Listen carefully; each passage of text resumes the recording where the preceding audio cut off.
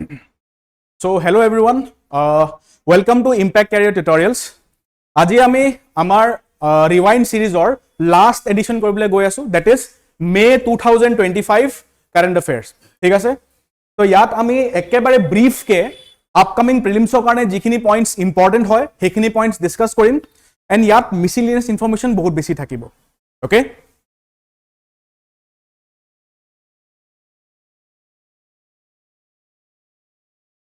So আমি এপ্ৰিল 2025 যেটো current অ্যাফেয়াৰ class কৰিছিলো হেতু ক্লাসৰ পৰা আমি এটা ট্ৰেডিশন স্টাৰ্ট কৰিছিলো, দ্যাট ইজ প্ৰথম গুটে পিপিটি ডিসকাস কৰা আগে আগে আমি impactful points for the upcoming prelims examination আমি কেটামান লিখি লৈছিলো, ঠিক আছে।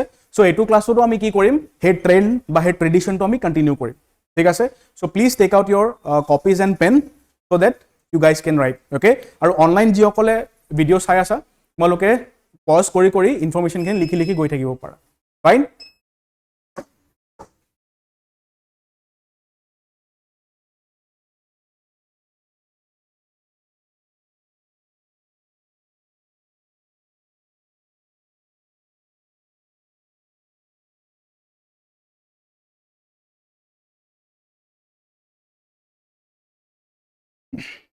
সো হেডিং দিবা এনেকে,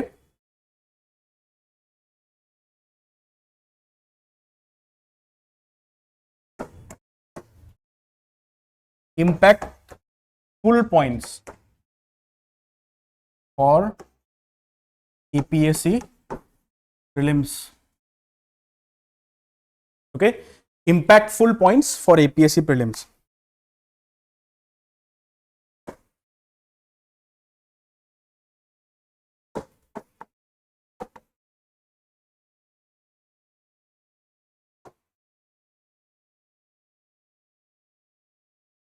তো আটাইতকে প্রথম যেটো ইম্প্যাক্টফুল পয়েন্ট আমি লিখিম, দ্যাট ইজ দ্য শিলং-শিলচৰ কৰিডৰ, ঠিক আছে।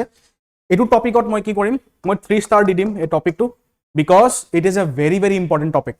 ইয়াৰ পৰা কুৱেশ্যন অহা চান্সেছ বহুত বেছিকৈ আছে, ফাইন। এই টপিকটো লিখি ল'বা। তো গভৰ্ণমেণ্টে বেছিকেলি কি কৰিছে, এটা green field 4 lane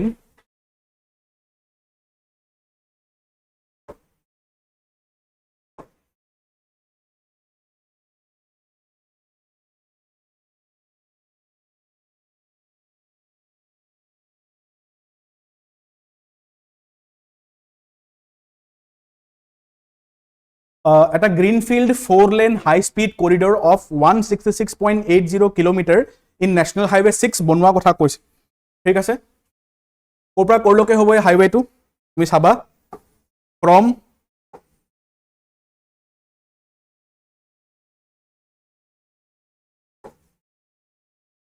মৌলিংখুং in Meghalaya নিয়াৰ শ্বিলং, শ্বিলঙৰ ওচৰত জেগা এটা আছে মৌলিংখুং, এই জেগাটোৰ পৰা ষ্টাৰ্ট হ'ব টিল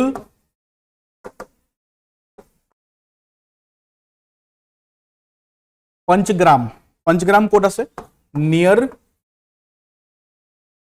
শিলচৰ, শিলচৰ ইজ ইন আসাম, ঠিক আছে। তো Shillong to Silchar highway corridor বনোৱা কথা কৈছে, okay. And remember this corridor will be green field, brown field নহয় দেই, এইটো গ্ৰীণ ফিল্ড কৰিডৰ হ'ব। What is the meaning of green field corridor? Yes, a very new project, মানে তাত আগত কোনো ধৰণৰ এনেকুৱা কৰিডৰ প্ৰজেক্ট নাছিলে। চ' যদি এনেকুৱা বস্তু হয় ন, ছাপ'জ চিনেমা হল এটা অলৰেডি আছে, ঠিক আছে, পুৰণা চিনেমা হল আছিলে, সেই চিনেমা হলটোক ৰিন'ভেট কৰি যদি আকৌ নতুনকৈ ডেভেলপ কৰা হয়, সেইটো হৈ যাব ব্ৰাউন ফিল্ড চিনেমা হল। যদি তাত কোনো ধৰণৰ ছাপ'জ এটা জেগাত বেৰেন হৈ আছে, তাত কোনো ধৰণৰ চিনেমা হল নাছিলে, গভৰ্ণমেণ্টে নতুনকৈ চিনেমা হল বনোৱা হয়, তেতিয়া গ্ৰীণ ফিল্ড হ'ব, ঠিক আছে। That is the difference between green field and brown field, okay.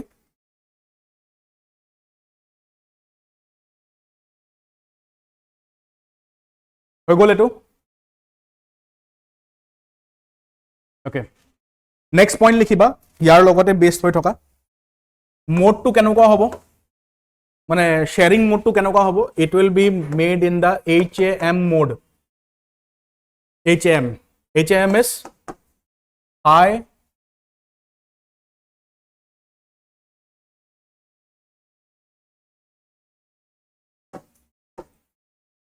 annuity mode, high annuity mode.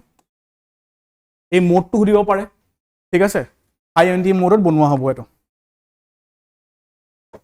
Costing will be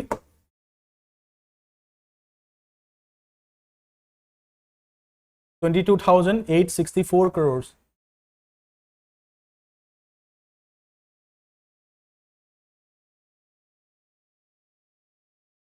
Districts this corridor will cover will be Ribhoi,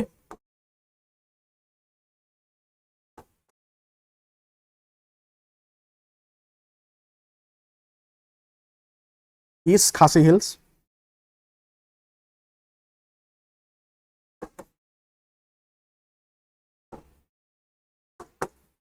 West Jayantia Hills, East Jayantia Hills,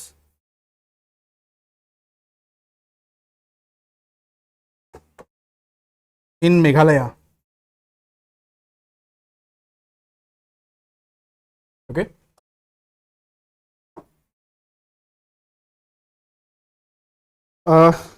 And Kachar only in Assam. Okhomot only Kachar district. Okhomot only Kachar district. Confuse no hoba. Okhomot beleg district jodi diye he statement to bhul hobo. Thik ase, it is only in the Kachar district. National Highway already patislo mi National Highway 6 hoy, right? Yes.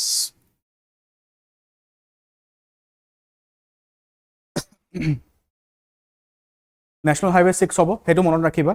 Aru 4 lane hobo, green field hoy. Ekhini horu horu information monot rakhiba. Prelims ot ki kore statement change kori diye, brown field kori dibo pare statement ot. NH 6 or jagat NH 37 kori dibo pare, thik ase. এই district লগত খেলি মেলি কৰিব পাৰে, এটা district ইয়াৰ পৰা remove কৰি দিব পাৰে। Okay, next, this project is in line with PM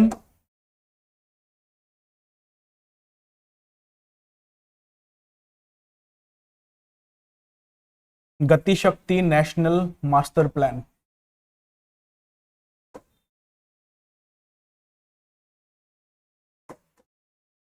In line with PM Gati Shakti National Master Plan.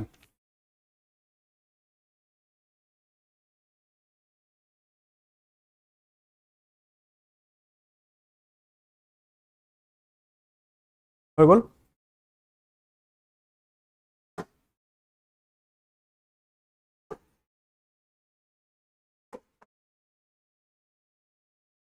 Major roads যিখিনি connected হ'ব সেইখিনি হৈ গ'ল।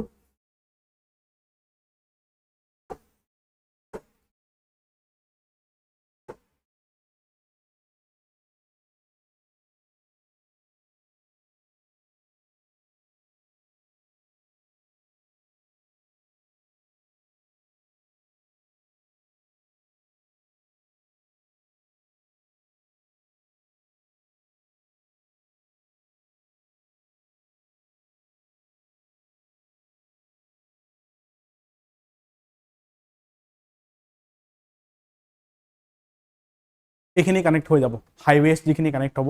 তো হাইৱেজৰ ৰোডছৰ কথাও দিব পাৰে, ঠিক আছে। চোৱা 20 নেশ্যনেল হাইৱে 2737 106 206 তেনেকৈ মনত থৈ দিবা, 2737 106 206, ঠিক আছে, হৈ যাব। এইখিনিতো পাৰিবা, state highways 7, 8, 9 and state highway 38, fine.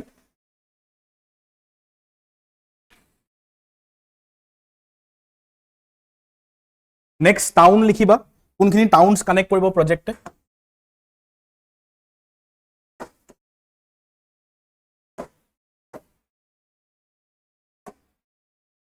Major towns হৈ যাব, obviously Guwahati,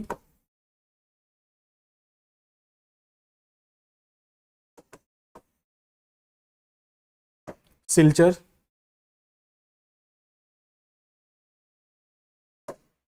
Shillong,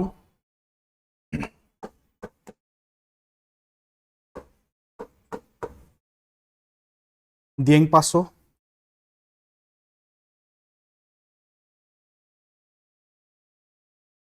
মুলং,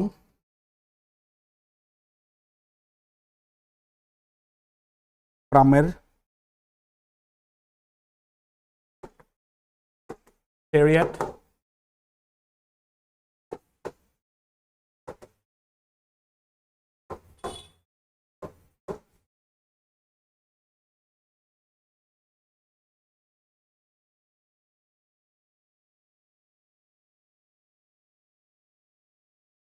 Umkiang and Kalain. কেখন হৈ গ'ল 1 2 3 4 5 6 7 8 9 10 10 cities or towns will be connected. তো এটো দিব পাৰে তো cities খিনি নাম টাফ হৈ যাব পাৰে কাৰণে এই বস্তুটো ৰিমুভ কৰি ডাইৰেক্টলি 10 11 12 এনেকৈ দিব পাৰে ওকে সো যদি আমি পিআইবি ৰিপৰ্ট চাওঁ যদি গভৰ্ণমেণ্টৰ অফিচিয়েল আমি ৱেবছাইট চাওঁ তাত আমি 10 টাউনছ বা 10 cities-ৰ নাম বিচাৰি পাওঁ ঠিক আছে ফাইন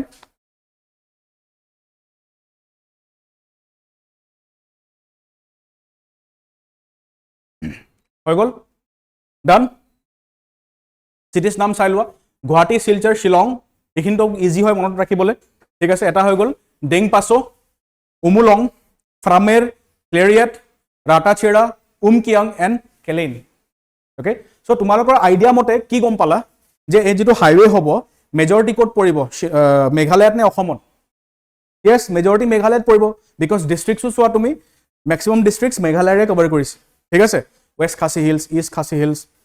গম পাইছা আচ্ছা মোক এটা বস্তু কোৱা এতিয়া শিলং কোনখন ডিস্ট্ৰিক্টত পৰে শিলং কোনখন ডিস্ট্ৰিক্টত পৰে অনলাইন যিসকলে চাইছা কমেন্টত জনাবা okay are you sure please let me know যে শিলং কোনখন ডিস্ট্ৰিক্টত পৰে ঠিক আছে সিন্স শিলং টু শিলচৰ হৈছে গতিকে শিলঙৰ ডিস্ট্ৰিক্ট দিব পাৰে fine Next impactful point likha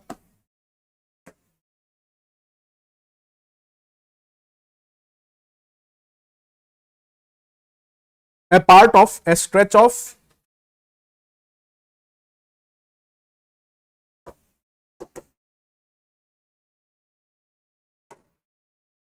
Lala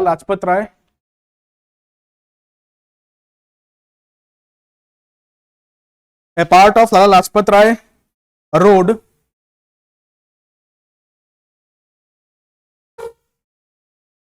in New Delhi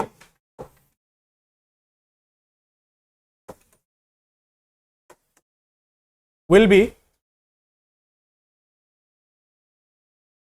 renamed after কোন গম পোৱা নে yes Bodofa উপেন্দ্ৰ নাথ ব্ৰহ্মা ঠিক আছে তেওঁক আমি বড়োফা বুলি কওঁ right he is famously known as Bodofa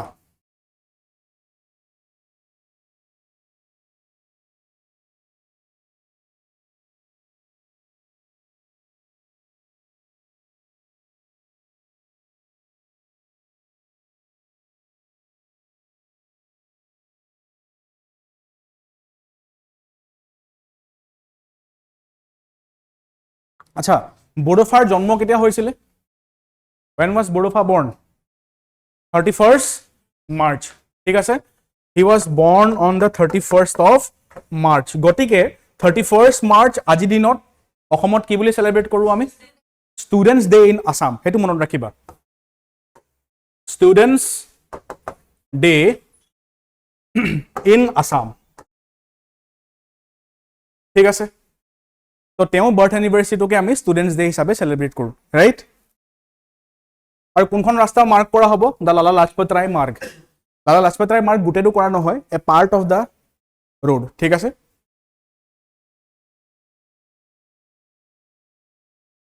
হৈ গ'ল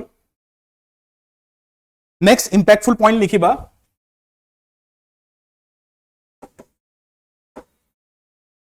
দা মৎস্য ফেষ্টিভেল তো এইটো কোৱেশ্চন এইটো পইণ্ট কোনটো টপিকৰ পৰা হ'ব this point belongs to the topic tribes of the North East tribes and culture of the North East ঠিক আছে তো নৰ্থ ইষ্টত বিভিন্ন ধৰণৰ ট্ৰাইবছ আছে আমি যদিও গোটেইখিনি নোৱাৰোঁ ষ্টিল অসমৰ যিমানখিনি ট্ৰাইবছ আছে সকলোৰে আমি কালচাৰ ল্যাঙ্গুৱেজ ট্ৰেডিশ্যন আমি জানিব লাগে ঠিক আছে তেওঁলোকৰ ফেষ্টিভেল জানিব লাগে আমি okay, and আমি মটসু ফেষ্টিভেল হৈছে নাগালেণ্ডৰ, সেইটো মনত ৰাখিবা, মটসু ফেষ্টিভেল ইজ অফ নাগালেণ্ড, ঠিক আছে।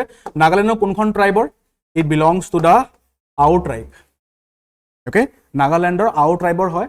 It takes place in the month of May, মে'ৰ ফাৰ্ষ্ট উইকত তুমি মটসু ফেষ্টিভেল দেখিবা, ঠিক আছে।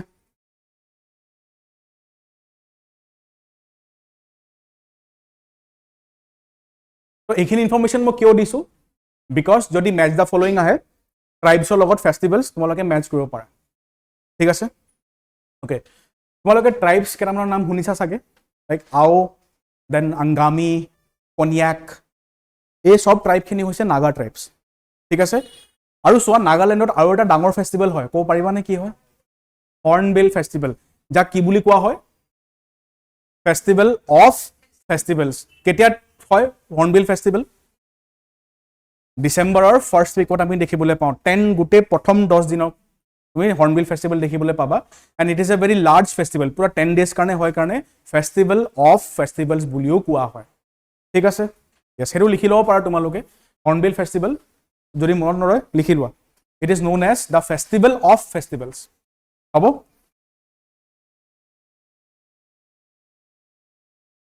নেক্সট ইম্পেক্টফুল পইণ্ট হৈ গ'ল,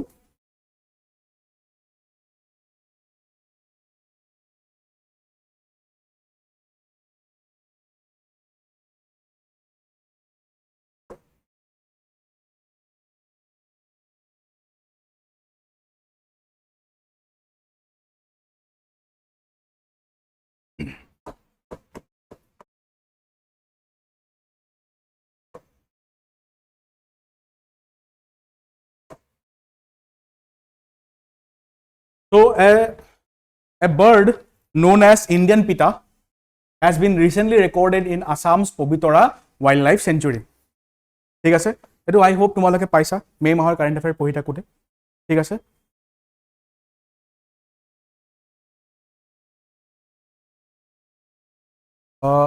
where is Pobitora? It is in Morigaon, okay, আচ্ছা। মৰিগাঁৱত এটা বহুত ফেমাছ মেলা এটা হয় জানুৱাৰী মাহত, গম পোৱা নে? It is Jonbeel Mela, okay. মৰিগাঁৱত কি হয়? জোনবিল মেলা হয়। Why is Jonbil Mela famous? Because Jonbil Mela is one of the surviving evidences by examples of the traditional, the ancient barter system, ঠিক আছে।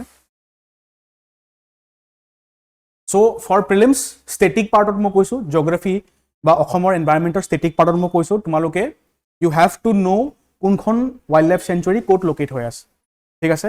By the way, how many wildlife sanctuaries are there in Assam? There are 18 wildlife sanctuaries, ঠিক আছে। তো চোৱা, 18ৰ ভিতৰত তোমালোকে mnemonic বনোৱা, trick বনাই লোৱা, and remember the names of all the wildlife sanctuaries located in which districts, ডিষ্ট্ৰিক্টখিনিৰ লগত তোমালোকে লিংক কৰিব লাগিব, ঠিক আছে। পবিতৰা যেনেকৈ মৰিগাঁও ক'লা, ঠিক আছে। হোলোংগাপাৰ ৱাইল্ড লাইফ চেঞ্চুৰী ক'ত আছে?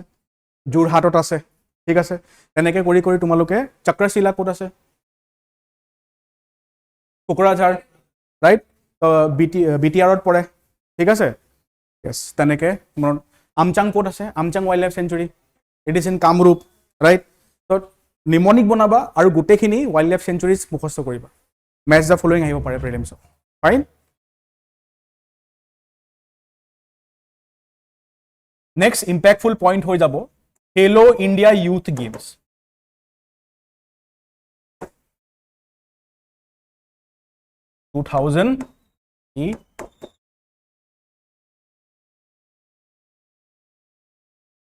It is the 7th edition. 7th edition হয়, ক'ত হৈছিলে? Held in Bihar.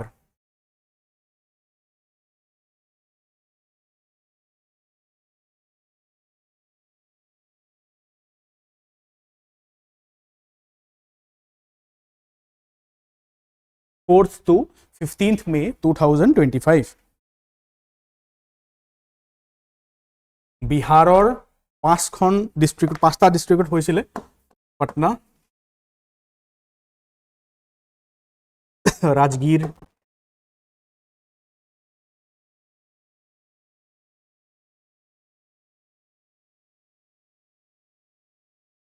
बेगूसराय, गया एंड भागलपुर। এই পাঁচখন ডিস্ট্রিক্টত হৈছিলে খেলো India youth games 2025 okay.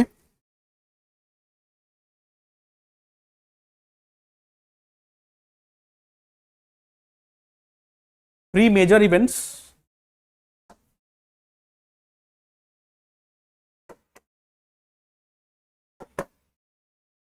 that is gymnastics, shooting,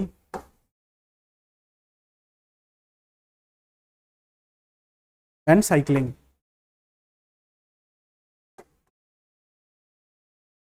ক'ত হৈছিলে তিনিটা ইভেণ্ট গম পোৱা নে? বিহাৰত হোৱা নাছিলে তিনিটা event. These three events took place in New Delhi. In New Delhi. ঠিক আছে।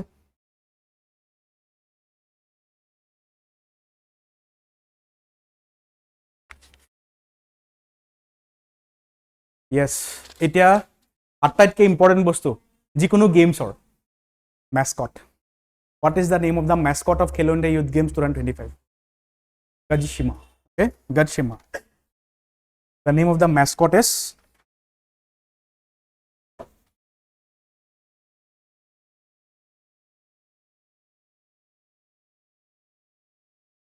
Gajshima. But যেতিয়া তোমালোকে স্পৰ্টছৰ কাৰেণ্ট এফেয়াৰ পঢ়িবা, please note down the mascot of that game. Okay? আৰু এটা বস্তু মই কৈ দিওঁ চোৱা,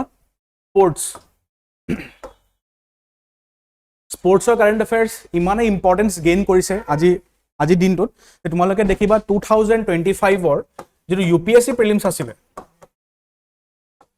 2025ৰ UPSC প্ৰিলিমছত আমি এটা স্পৰ্টছৰ কুৱেশ্যনো দেখিবলৈ পাইছিলোঁ, ৰাইট? য়েছ। এণ্ড এইটো মানে শ্বকিং নহ'ব যদি APSCও ছেম পেটাৰ্ণ এডপ্ট কৰে আৰু APSCও স্পৰ্টছৰ কুৱেশ্যন দি থাকে এইবাৰ। তো চাবলগীয়া হ'ব এইবাৰ APSC পেপাৰটো কেনেকুৱা ধৰণৰ আহে, ঠিক আছে? উইনাৰ্ছ কোন কোন আছিলে? ফাৰ্ষ্ট স্পটত Maharashtra,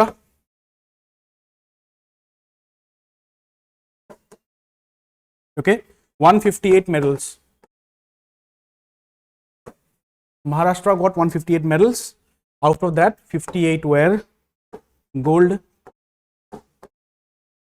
47 were silver, and 53 were bronze.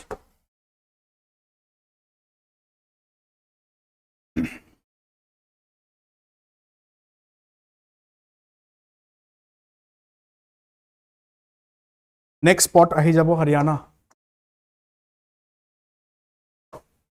Second spot Haryana, 117 medals. যাৰ ভিতৰত 39 গোল্ড আছিলে।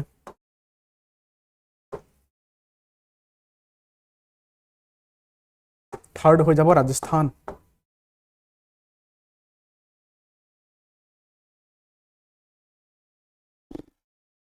which got 60 medals.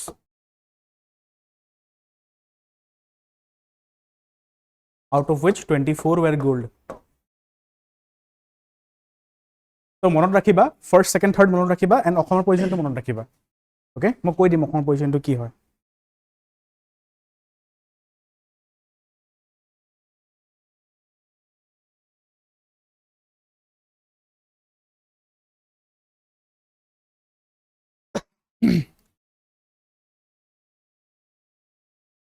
চোৱা, যেতিয়া তোমালোকে স্পৰ্টছ কাৰেণ্ট এফেয়াৰ পঢ়িবা তো কি পঢ়িব লাগে সেইটো বস্তু সদায় মনত ৰাখিবা। মই কৈ দিছোঁ, ডেট ইজ মেস্কট। প্ৰথম বস্তু হৈ গ'ল মেস্কট, ঠিক আছে। ছেকেণ্ড হৈ গ'ল হোষ্ট ষ্টেট বা হোষ্ট কাণ্ট্ৰি, কোনটো জেগাত হৈছে বা কোনখন ষ্টেটত হৈছে, কোনখন কাণ্ট্ৰি বা ষ্টেটত হৈছে, ঠিক আছে। Third is medals, first second third কোনে পাইছে। ফ'ৰ্থ হৈ গ'ল যে হোষ্ট কাণ্ট্ৰি বা হোষ্ট ষ্টেটে কিমান মেডেল পাইছে। অ'কে, ইয়াত বিহাৰে কিমান মেডেল পাইছে এইটো চাব লাগিব। ফাইন। নেক্সট হৈ গ'ল তোমালোকৰ আমাৰ নিজৰ ষ্টেট বা নিজৰ কাণ্ট্ৰিয়ে কেইখন মেডেল পাইছে সেইটো মনত থ'ব লাগিব। ফাইন। তো ইয়াত আমি হোষ্ট কাণ্ট্ৰি বিহাৰৰ মেডেল চাই লওঁ। বিহাৰে নিজে কিমান মেডেল পাইছিলে? 36। okay 7 gold asile tar bhitor 36 medal paisile Bihar was the host country and Assam position was 11th. Out of all the states we achieved 11th position, 25 medals, okay 10 gold, 5 silver, 10 bronze.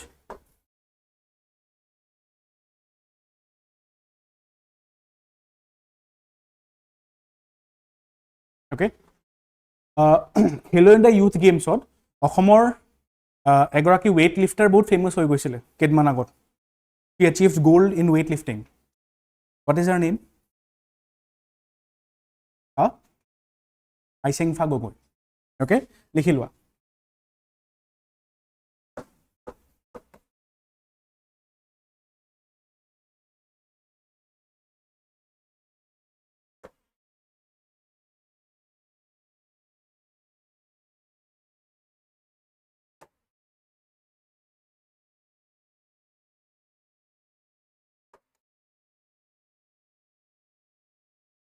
Aisengfa Gogoi achieved gold in weightlifting in the Khelo India Youth Games 2025. Okay.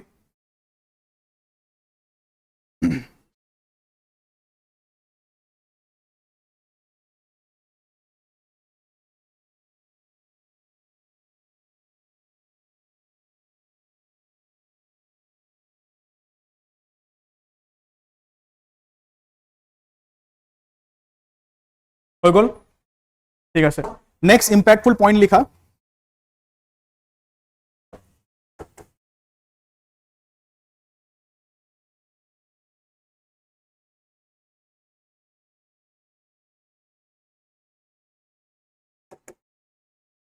হাইবৰগাঁও railway station ক'ব পাৰিবানে ক'ত আছে Haiborgaon railway station it is in Nagaon ঠিক আছে নিউজত কিয় আছিলে ইমানকৈ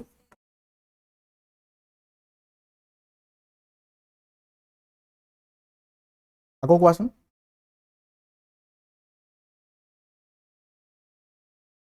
yes নিউজত এইটো কাৰণে আছিলে because it is Assam's first railway station to be built under Amrit Bharat scheme ঠিক আছে Amrit Bharat scheme আন্ডাৰত অসমৰ প্ৰথম ৰেলৱে যেটো ৰিনোভেট কৰা হৈছে যেটো ৰিপেয়াৰ কৰি আকৌ নতুন কৰা হৈছে it is the Haibargaon railway station located in the Nagaon district okay and this is also one of the very oldest railway stations in Assam 1887 ote build kora hoisile 1887 imagine kora 1887 ote prothombar karone bonwa hoisile etu homoyot India'r viceroy asile viceroy Dufferin ঠিক আছে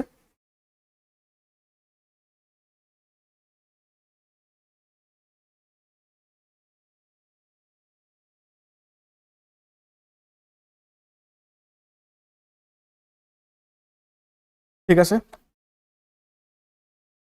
হৈ যাব ইমানখিনি জানিলে আচ্ছা গুটে কান্ট্ৰিত recently আমাৰ গভৰ্ণমেণ্টে কেখন station inaugurate কৰিলে under Amrit Bharat scheme do you know the exact number to কি আছিল recently inaugurate কৰা it is 103 okay গুটে ইণ্ডিয়াৰ ভিতৰত 103 stations inaugurate কৰিলে under this Amrit Bharat scheme ঠিক আছে সোৱা Amrit Bharat scheme দেখি এনেকুৱা লাগিব পাৰে it is based on health যেনেকৈ আটাল অমৃত অভিযান আছিলে অসমৰ ৰাইট আয়ুষ্মান যোজনা চেন্ট্ৰেল আছিলে হেলথৰ কাৰণে তো দেখি এনেকুৱা লাগিব পাৰে যে এটো হেলথৰ স্কিম হয় যাতে কনফিউজ নহব এটা okay Amrit Bharat station scheme হয় station scheme Amrit Bharat station scheme okay station দেখিলে গম পাই যাবা তোমালোক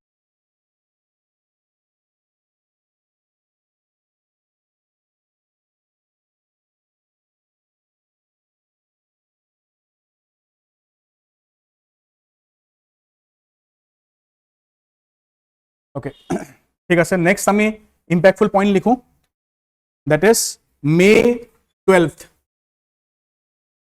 অসমত মে 12th কি বুলি সেলিব্ৰেট কৰা হয় গম পোৱা নে মে 12th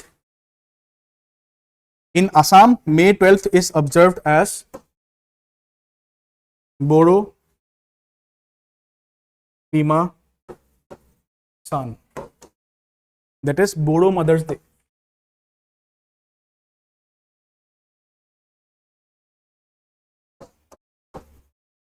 Boro Mother's Day who were the first women martyrs of the Bodoland movement Bodoland movement or প্ৰথম মহিলা শহীদ কোন আছিল ৰিসেন্টলি সেন্টিনেল পেপাৰখনত মে মাহত এটো আৰ্টিকেলটা আহিছিল ঠিক আছে right down the names of two female martyrs of the Bodoland movement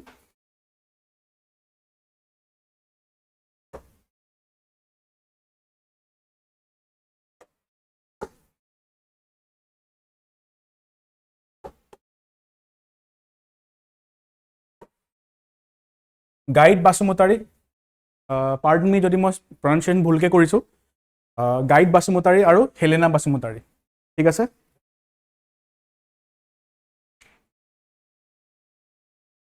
আচ্ছা মে মাহত অসমত আৰু এটা ইম্পৰ্টেন্ট ডে সেলিব্ৰেট কৰা হয় মে মাহতে যোৱা বছৰৰ পৰা কৰিবলৈ আমি আৰম্ভ কৰিছো যোৱা বছৰৰ পৰা মে মাহতে এটা ইম্পৰ্টেন্ট ডে আমি সেলিব্ৰেট কৰো অসমত যেনেকে মাৰ্চ মাহত ষ্টুডেন্টস ডে কৈছিলো বড়ো ফাৰ বাৰ্থ এনিভাৰ্সাৰী যোৱা বছৰৰ পৰা সেলিব্ৰেট কৰিব ষ্টাৰ্ট কৰিছো লাষ্ট ইয়াৰৰ পৰা মই কৈছো মে মাহত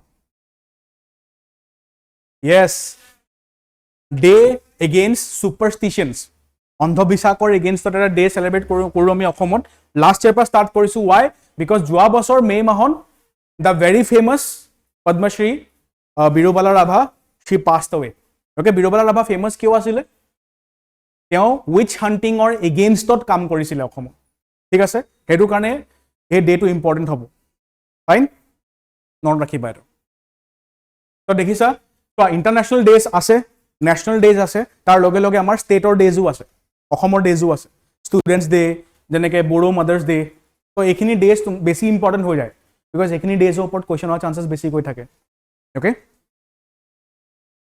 নেক্সট ইম্প্যাক্টফুল পইণ্টছ লিখিবা awards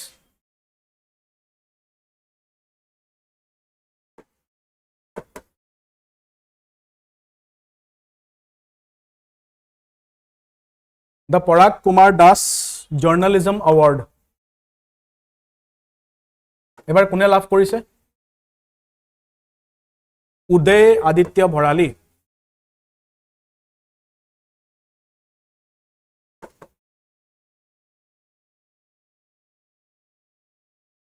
ওকে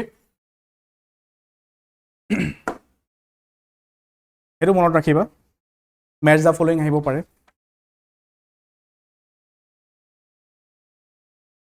নেক্সট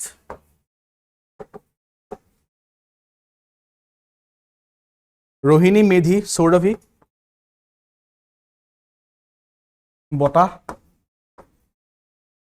2025 কোনে লাভ কৰিছে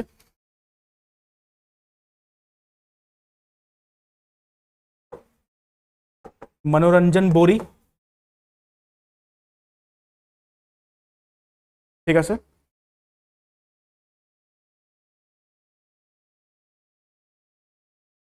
নেক্সট হৈ গ'ল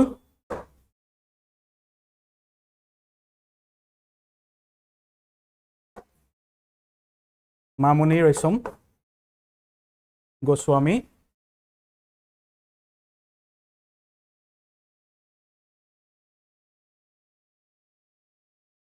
স্মৃতি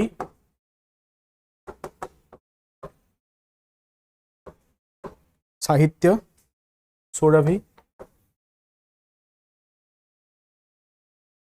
award 2025 কোনে পাইছে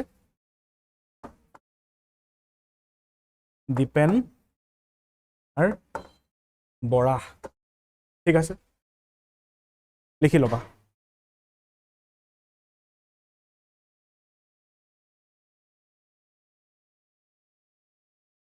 মনোৰঞ্জন বড়িয়ে কিহৰ কাৰণে পাইছে এটো লিখি লোৱা তেওঁৰ এটা কালেকশন আছিল his collection of short stories known as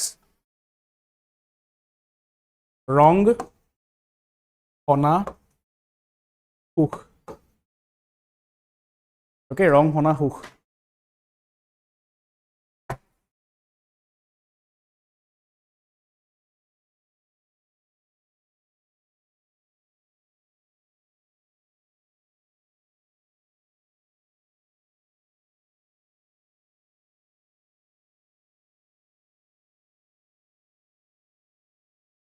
Okay, so যেতিয়া এনেকুৱা বটাখিনি ইম্পৰ্টেন্ট যেতিয়া বটা নিউজত থাকে ন এৱাৰ্ডছ নিউজত থাকে তে তোমালে কি কৰিব লাগে চোৱা বটাটো জানিবাই তাৰ লগে লগে যিখিনি ফেমাস পাৰ্সনালিটিজ আছিল তেওঁলোকৰ ইম্পৰ্টেন্ট কামখিনিও জানিবা ঠিক আছে মই নিশ্চয় গৈছো আমি কি কিতাপ লিখিছে তেওঁৰ অটোবায়োগ্ৰাফি বা বায়োগ্ৰাফিৰ নাম কি হয় ঠিক আছে সেইখিনি বস্তু তোমালোকে জনাটো দৰকাৰী হয় ঠিক আছে এবাৰ প্ৰিলিমছৰ কাৰণে ইভেন মেইনছৰ কাৰণেও মই কম যেতিয়া মেইনছৰ ক্লাसेছ কৰাম আমি সেই টাইমতো কম অসম পাৰ্টৰ কাৰণে one personality will be very important for this year, that is Bharat Ratna Dr.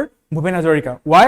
Because তেওঁৰ 100 years birth celebration আমি কৰিবলৈ গৈ আছো এই বছৰ 8 সেপ্টেম্বৰৰ পৰা আৰম্ভ হয় নেক্সট ইয়াৰ 8 সেপ্টেম্বৰ লৈকে চলিব ইয়াৰ লং সেলিব্ৰেশনছ হ'ব গতিকে ভূপেন হাজৰিকা বিষয়ে পঢ়া আৰু জনাটো এনেও ইম্পৰ্টেন্ট হয় আমাৰ কাৰণে ইম্পৰ্টেন্ট সদায় থাকিব ঠিক আছে এবাৰ কাৰণে এক্সাম পইণ্ট অফ ভিউ পৰা ইম্পৰ্টেন্ট হ'ব ঠিক আছে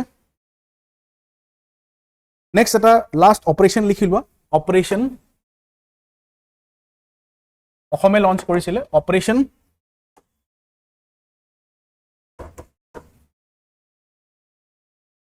ghost SIM okay operation ghost sim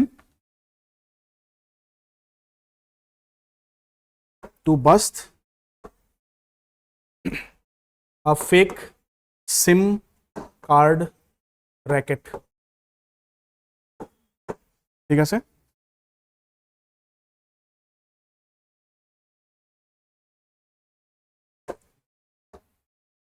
with the links to Pakistan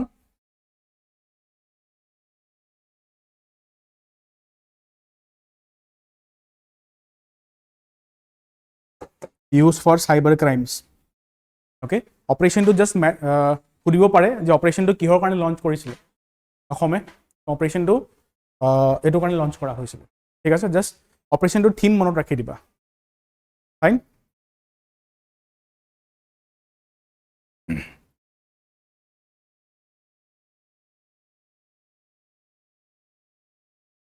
so impactful points ইয়াতে হৈ যাব ঠিক আছে এন্ড সোয়া যেহেতু আমি অসম গভর্নমেন্ট এক্সামস কাৰণে প্ৰিপেয়াৰ কৰো গটিকে অসম স্পেসিফিক টপিকস আমি আগতেকে কৰি ললো ইম্প্যাক্টফুল পয়েন্টস ঠিক আছে নেক্সট যিখিনি টপিক ডিসকাস কৰিম হেখিনি মেইনলি ন্যাশনাল লেভেল টপিকসে থাকিব okay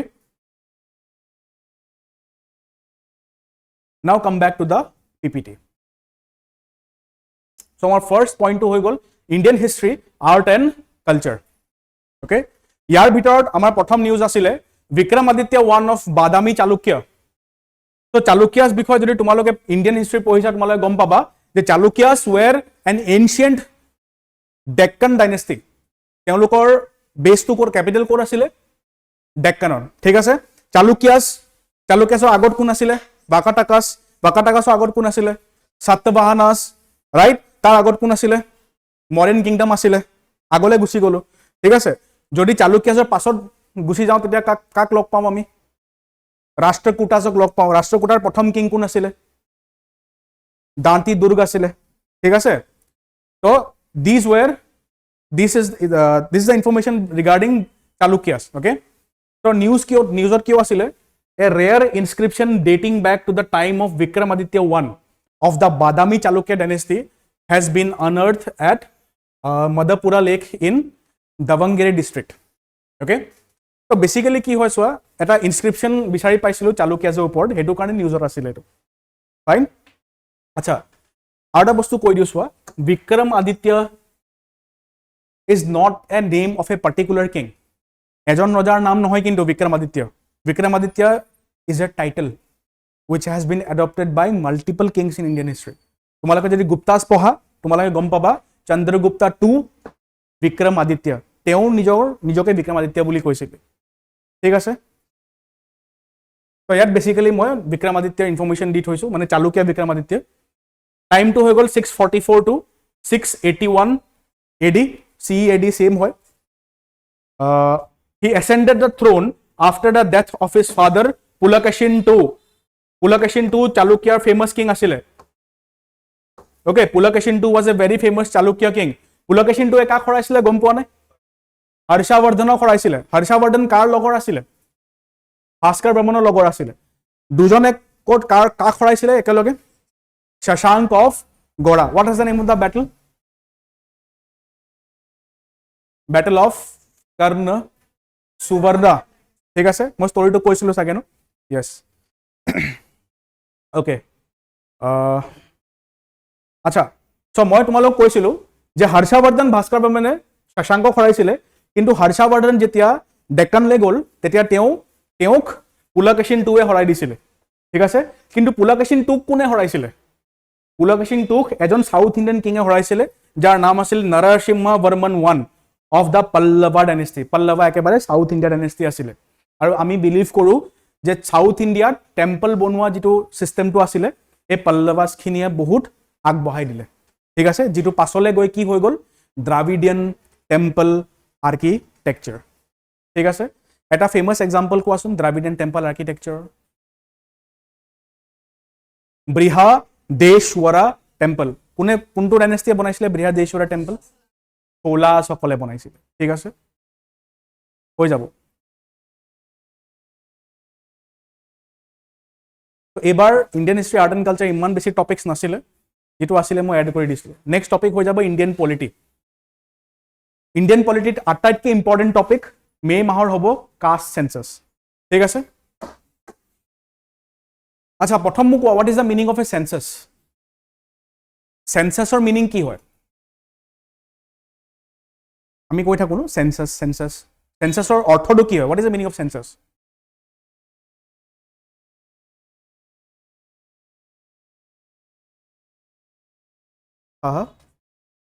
kind of survey right survey হয় আচ্ছা ইন্ডিয়াত প্ৰথমবাৰৰ কাৰণে সেন্সাস আৰম্ভ কেতিয়া হৈছিল কাৰ টাইমত হু ওয়াজ দ্য ভাইসৰয় মেয় আছিলে মেয় ওয়াজ দ্য ভাইসৰয় সোয়া সেন্সাস ইন্ডিয়াত আৰম্ভ কেতিয়া হৈছিল ভাইসৰয় মেয়ৰ টাইমত এটো মনত ৰাখিবা লিখি লব পাৰা ওকে ৰাইট ইট ডাউন যে ইন্ডিয়াত সেন্সাস প্ৰথমবাৰৰ কাৰণে মেয়ৰ টাইমত আৰম্ভ হৈছিল ওকে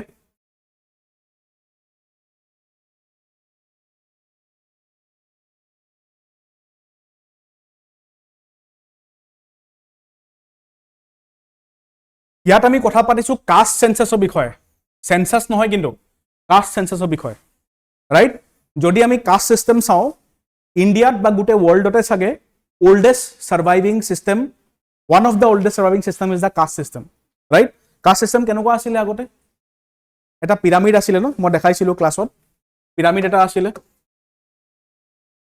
ব্ৰাহ্মণস ক্ষত্ৰিয়স বৈশ্যস শূদ্ৰস যেটো এটো কাষ্ট সিস্টেম হয় ঠিক আছে তো বেসিক্যালি কাষ্ট সেন্সাস এবাৰ কৰা হৈছে to identify various castes in India So caste census involves collecting data on the caste identity of citizens during population enumeration. Okay, what will be the benefits of caste census? Benefits ki hobo caste census or? Yes, efale kwa. What will be the benefits of caste census?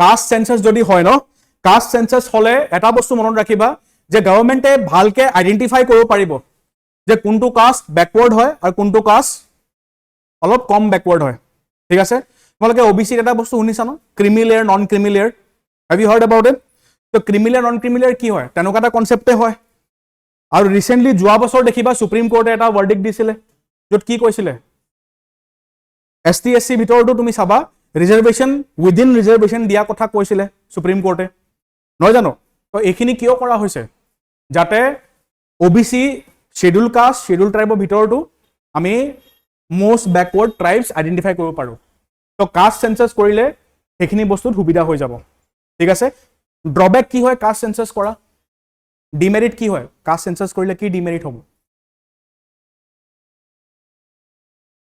অলপ ভাবা কি হ'ব পাৰে demerit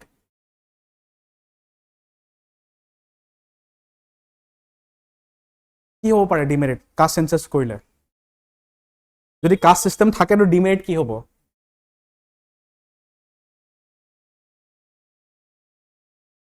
ইনইকুৱালিটি হ'ব সোসাইটিত basically হেতুৱে ক'ব পাৰবো ন society ইনইকুৱালিটি হ'ব বাস হেতুৱে next আবা প্ৰিলিমছৰ কাৰণে স্টেটমেন্ট এটা কৈছো the last caste wise census was in 1931 under British rule you can write it down এবাৰ প্ৰিলিমছৰ কাৰণে লাগিব যে লাষ্ট কাষ্ট সেন্সাস কেতিয়া अवेलेबल আছিলে আৰু এটা বস্তু চাবা 1941 ৰ কাষ্ট সেন্সাস আছিলে কৰা হৈছিলে কিন্তু ৰিপৰ্ট কেতিয়াও পাবলিশ কৰা নহল ঠিক আছে হেতু মনত ৰাখিবা ভালকে যে 1941 টো কাষ্ট সেন্সাস কৰা হৈছিলে বাট ৰিপৰ্ট কেতিয়াও পাবলিশ কৰা নহল ঠিক আছে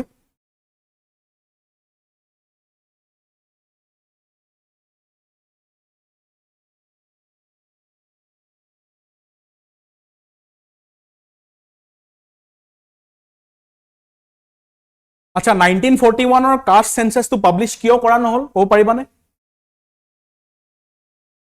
1941 ত কি চলি আছিল সেকেন্ড ওয়ার্ল্ড ওয়ার স্টার্ট কেতিয়া হৈছিল 1939 কেতিয়া লৈকে গৈছিল 1945 ঠিক আছে 1939 ৰ পৰা 1945 লৈকে গৈছিল হ'ব নেক্সট আবা the upcoming caste census will be digital and split into two phases with caste data collection expected in the second phase এটো লিখিব পাৰা যে caste data কেতিয়া কালেক্ট কৰা হ'ব সেকেন্ড ফেজত কালেক্ট কৰা লিখি লোৱা এটো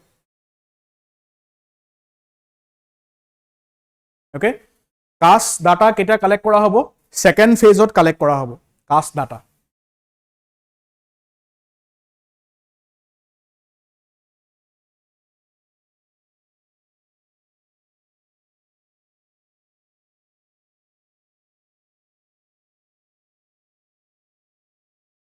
আচ্ছা this caste data will be integrated into the 2021 census মোক এটা বস্তু কোৱা এতিয়া 2021 সেন্সাস লেট কি হ'ল কোভিড-19 কাৰণে 2021 ত কৰোনা ভাইৰাস পেন্ডেমিক চলি আছিল ৰাইট আচ্ছা সেন্সাস কিমান বছৰ মুৰে হয় ইন্ডিয়াত 10 বছৰ মুৰে হয় লাষ্ট সেন্সাস কেতিয়া হৈছিল 2011 তাতকে আগত 1 yes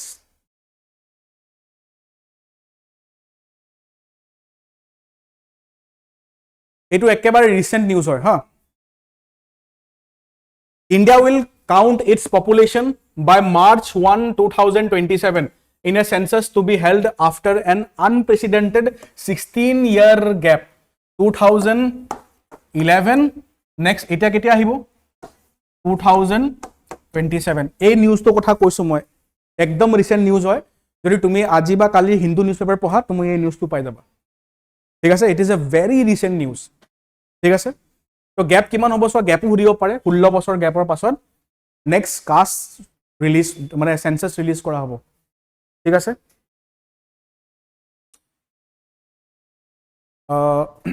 আৰু এটা বস্তু লিখিবা this will be the country's first digital census and first in independent India to conclude an enumeration of caste as well independent India কেতিয়াও কাষ্ট ডাটা अवेलेबल কৰা নাছিলে এবাৰ কৰা হ'ব কিন্তু আৰু ইন্ডিয়াত কেতিয়াও independent India এটা ডিজিটাল ডাটা অহা নাছিল এবাৰ সেন্সাসটো ডিজিটাল হ'ব ঠিক আছে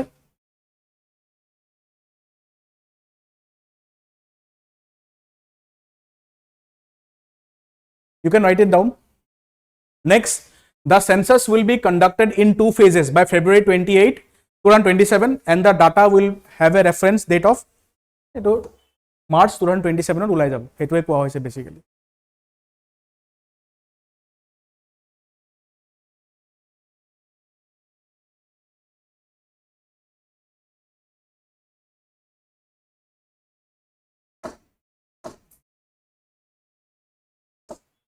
Next, so as per the constitution, the first census after 2026 can be used as a basis to redraw Lok Sabha constituencies. The next general election is expected to held in 2029. What is the meaning of this?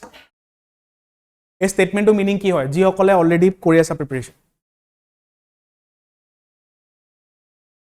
What is the meaning of this line? As per the constitutional mandate, the first census after 2026 can be used as a basis to redraw Lok Sabha constituencies.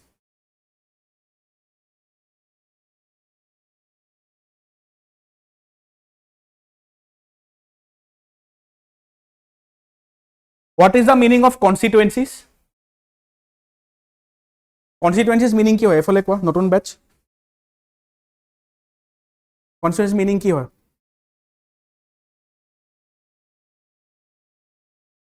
What is the meaning of constituencies?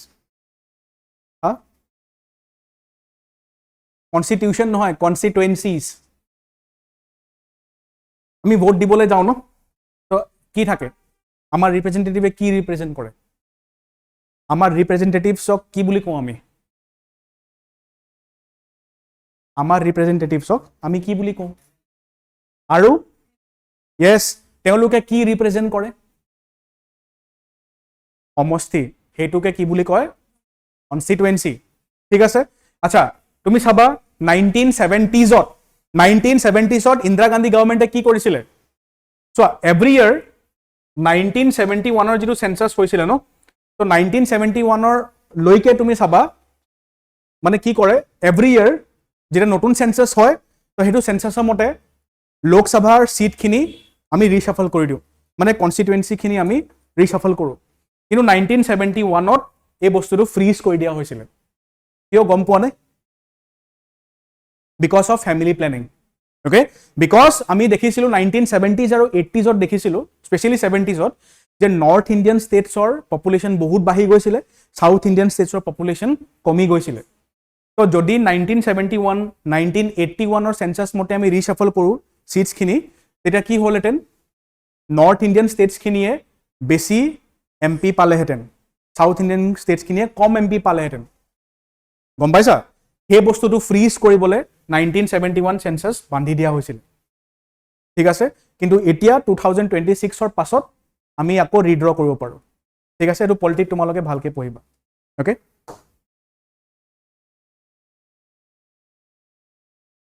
এইটো পঢ়িব পাৰা তোমালোকে। হা, U কেন read দিছ slide, তোমালোকে ভালকৈ গম পাই যাবা। ঠিক আছে? এইটো শ্লাইড পঢ়িবা তোমালোকে।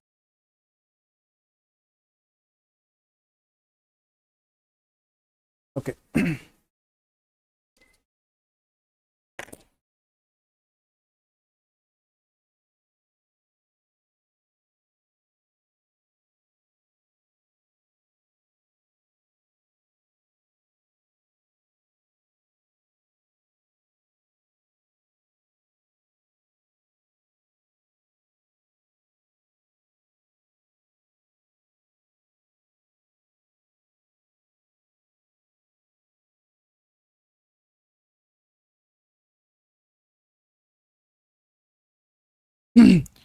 Okay. Next topic হৈ গ'ল inclusive digital access part of Article 21. Inclusive digital access part of Article 21. What is the meaning of digital access? মানে কোনটো ৰাইটৰ কথা পতা হৈছে এইটো আৰ্টিকলত বা এইটো yes এইটো টপিকত? Yes, right to internet. Right to internet কথা পতা হৈছে। আজিৰ দিনত can we imagine our lives without internet? We cannot, right? So internet ইমানে important part হয় আমাৰ লাইফছৰ যে তুমি দেখিবা বিজনেছ খুলিবা, তুমি যিও কাম কৰা ইন্টাৰনেট তোমাক লাগিবই। ঠিক আছে? সেইটো কাৰণে সুপ্ৰিম কোৰ্টেও কি কৰিছে যে ইন্টাৰনেটক ফাণ্ডামেণ্টেল ৰাইটছৰ পাৰ্ট বনাবলৈ গৈ আছে। এইখিনি সব তোমালোকে ইণ্ডিয়ান পলিটিক পঢ়িবা। Fine. Recently supreme court in Amar Jain versus Union of India, তোমালোকে এটা কাম কৰিব লাগে, এই কেসেছখিনি লিখি ল'বা। Okay, right down this cash, Amar Jain versus Union of India। কেসেছখিনিও প্ৰিলিমছত সুধিব পাৰে। ওকে, যে কোনখন কেছ কিহৰ ওপৰত বেছড কৰি আছিলে, লিখি ল'ব পাৰে এইটো। Amar Jain versus Union of India case কিহৰ কাৰণে আছিলে? এইটো ৰাইট টু ইণ্টাৰনেটৰ ওপৰত আছিলে বা ডিজিটেল এক্সেছ ওপৰত আছিলে। ফাইন।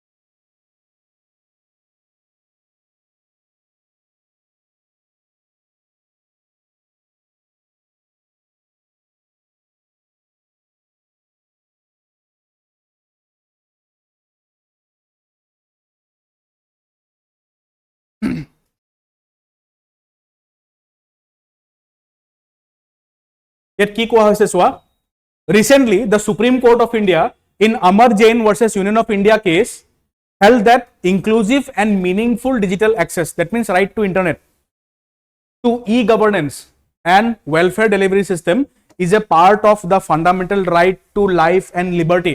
কোনটো আৰ্টিকেল কথা পতা হৈছে right to life? Article 21, Article 21 right to life and personal liberty. ঠিক আছে, তো ইয়াৰ পাৰ্ট বুলি কৈছে সুপ্ৰিম কোৰ্টে কি বস্তু ৰাইট টু ইণ্টাৰনেট। ঠিক আছে, এইটো মনত ৰাখিবা। তো কেছেছখিনি কেনেকুৱা টাইপৰ আহিব পাৰে, ৰিচেণ্টলি আৰু এটা কেছ আহিছিলে, that is Ranjit Singh versus Union of India case এটা আহিছিলে। এইটো কিহৰ ওপৰত আছিলে? যোৱা বছৰ আহিছিলে। that was based on environmental protection. Basically দুটা চৰাই প্ৰটেকশ্যন কাৰণে আহিছিলে, সুপ্ৰিম কোৰ্টে ভাৰ্ডিক্ট দিছিলে। ঠিক আছে, তো কেছেছখিনি ইম্পৰ্টেণ্ট হৈ যাব পাৰে, সেইটো কাৰণে কেছেছ ভালকৈ পঢ়িবা। মোক এটা বস্তু কোৱা, কেশৱানন্দ ভাৰতী কেছ ইম্পৰ্টেণ্ট কিয় হয়? নতুন ষ্টুডেণ্টছে কোৱা। Why is Keshavananda Bharati case important for our Indian constitution by Indian polity? Very famous, no? Keshavananda Bharati যেতিয়া মানুহজনে যেতিয়া সুপ্ৰিম কোৰ্ট গৈছিলে, এই ভবাও নাছিলে চাগে কেতিয়াও যে তাৰ বিষয়ে আমি এতিয়ালৈকে আমি চিভিল চাৰ্ভিচ প্ৰিপাৰেশ্যনত পঢ়ি থাকিম, ৰাইট? তো কোৱা ইম্পৰ্টেণ্ট কিয় হয়? দেট পাৰ্চন ডাইড, মানুহজন মৰিও গ'ল, কিন্তু এতিয়াও আমি কেশৱানন্দ ভাৰতী নপঢ়াকৈ আমি ইণ্ডিয়ান পলিটি কমপ্লিট বুলি ক'ব নোৱাৰোঁ। য়েছ, ইয়াৰটো কি আছিলে? 1973। অ'কে, কি হৈছিলে সেই কেছটোত?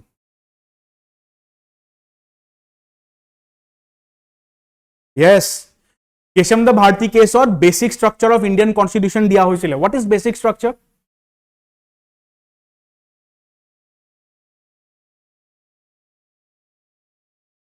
অ'কে, বেচিক তাৰ আইডিয়াটো কি হয়? What is the idea of Kesavananda Bharati case বা বেচিক ষ্ট্ৰাকচাৰ আইডিয়াটো কি হয়?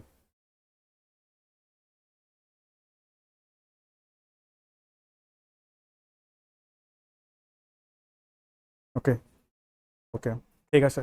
Anyone else? What is the idea of Keshavananda, sorry, basic structure doctrine? New batch আছে কোৱা, basic structure কি হয়? What is basic structure?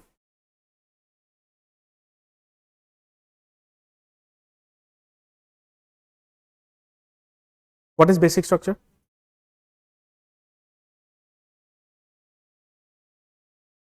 কি হয় basic structure? And Biswa told their answer, আধা আনসাৰ কৰি দিলে, কণ্টিনিউ কৰি দিয়ে তাৰ পৰা।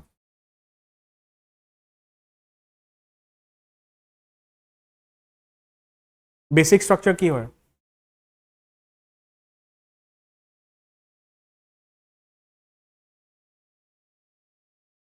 চ' বেচিক ষ্ট্ৰাকচাৰ এনেকুৱা এটা ডক্ট্ৰিন হয় যিটো ডক্ট্ৰিন কেতিয়াও বা যিখিনি আইডিয়াছ কেতিয়াও কোনো গভৰ্ণমেণ্টে, যিকোনো পাৰ্লিয়ামেণ্টে কেতিয়াও টাচ কৰিব নোৱাৰে, ভায়োলেট কৰিব নোৱাৰে।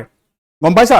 Ideas like secularism, ideas like democracy, সেইটো তোমাৰ প্ৰিএম্বলটো এমেণ্ডেবল হয় প্ৰিএম্বলটো, কিন্তু চোৱা কেইটামান আইডিয়া মানে যিকোনো গভৰ্ণমেণ্টে বা পাৰ্লিয়ামেণ্টে আহি কেতিয়াও মানে এনেকুৱা ল উলিয়াব নোৱাৰে যিটো লয় ইণ্ডিয়াক মানে ছাপ'জ মই কৈছোঁ এটা ছেকুলাৰিজমটো ব্ৰেক কৰিব পাৰে, কোনো নোৱাৰে ব্ৰেক কৰিবলৈ। ইণ্ডিয়াত ইলেকশ্যন সদায় হ'ব, এনেকুৱা কোনো এক্ট উলিয়াব নোৱাৰে যিটো এক্টে কি কৰে ইলেকশ্যন ৰখাই দিয়ে ইণ্ডিয়াত। এইখিনি কাম ইণ্ডিয়াত কেতিয়াও নহয়। যদি হয়, যদি কোনোবাই উলিয়াই, সুপ্ৰিম কোৰ্টে ডাইৰেক্টলি এনেকুৱা লক নাল এণ্ড ভইড ডিক্লেয়াৰ কৰিব। গম পাইছা? সেইখিনিয়ে হয় জুডিচিয়েল ৰিভিউ, চৰি বেচিক ষ্ট্ৰাকচাৰ। মানে বেচিক ষ্ট্ৰাকচাৰ এনেকুৱা এটা দৰ্জা হৈছে যিটো দৰ্জাত কোনো সোমাব নোৱাৰে। ঠিক আছে, গোটেই ঘৰখন কনষ্টিটিউশ্যন হয়, ঘৰখনৰ চব দৰ্জাতে সোমাব পাৰোঁ আমি, বাট উই কেনট এণ্টাৰ কোনটো জেগা? We cannot enter basic structure door. ঠিক আছে, সেইটোৱে।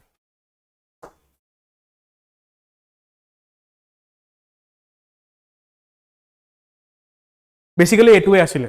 চ' জাজমেণ্টটো মনত ৰাখিবা।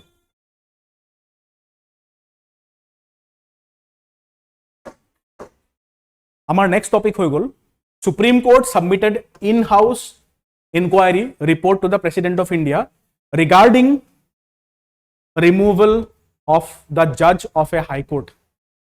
Okay, acha etia mu koa, what is the process of removal of judges of high courts and supreme court ba supreme court koa according to constitution nohoy, according to the Judges Enquiry Act. বেলেগ বেলেগ হয় ন? Judges Enquiry Act মতে supreme কোৰ্টৰ জাজেছ খিনি ৰিমুভেলৰ এটা প্ৰসেছ দিয়া আছে. What is the process?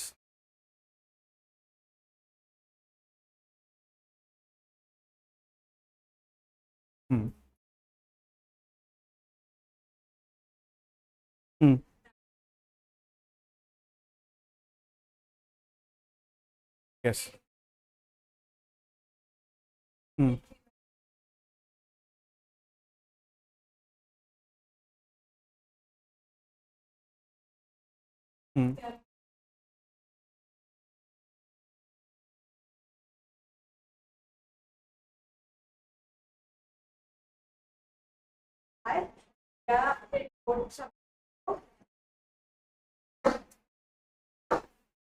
কৈ থাকা.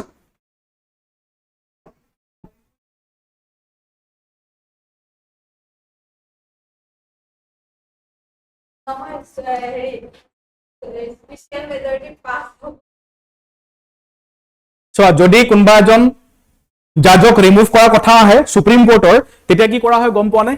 লোকসভাত 100 জন মানুহে 100 মেম্বাৰ্স অফ লোকসভাই সেই বস্তুটো সাপোৰ্ট কৰিব লাগিব আৰু 50 মেম্বাৰ্স ইন ৰাজ্যসভা সাপোৰ্ট কৰিব লাগিব. যদি সাপোৰ্ট কৰে নেক্সট ষ্টেপটো কি হ'ব? কি কৰিব? এটা কমিটি ফৰ্ম হ'ব. সেই কমিটিয়ে কি কৰে গম পোৱা নে?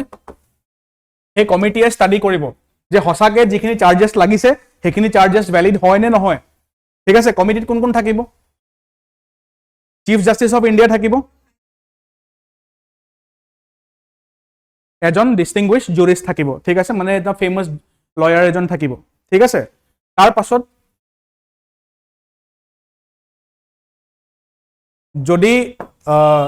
যদি কমিটিয়ে বিচাৰি পায় যে ইয়েছ মানে এজন কি বুলি কম যদি ট্ৰু হয়, যিখিনি এলিগেশ্যন লাগিছে ট্ৰু হয়, তেতিয়া কি কৰা হ'ব? তেতিয়া এটা মোশন পাছ কৰা হ'ব দুইটাৰে. ঠিক আছে, পাৰ্লিয়ামেণ্টৰ মোশন এটা পাছ কৰা হ'ব. মোশনটো কি মেজৰিটিত? স্পেচিয়েল মেজৰিটিত.